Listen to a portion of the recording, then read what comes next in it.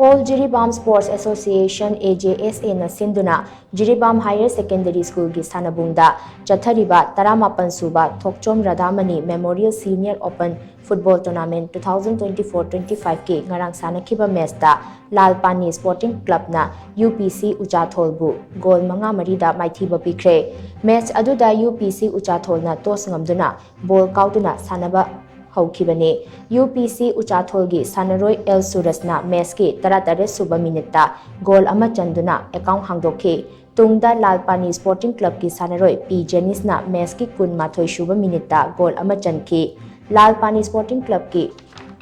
Shohel na match ki 13 SUBA minute da goal ama chanduna half mamangda Lalpani Sporting Club na UPC Uchathol bu goal ani amada mangjin thaduna leikhe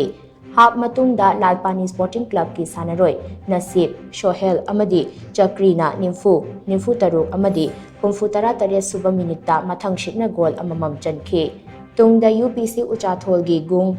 Lalchandam amadi Samarjit na Yankai Mathoi Yankai Manga amadi Yankai Mapan SUBA minute goal amamam mathang sitna chanduna goal 5-3 da Maithiba Pikhre Panba yabadi tournament asi JIRIBAM gi Babu Paradagi THOKCHOM Joy Kumar amasung mahaki machin manaw singna makoi gi leikhidraba apokpi THOKCHOM RADHAMANI gi ningda katpani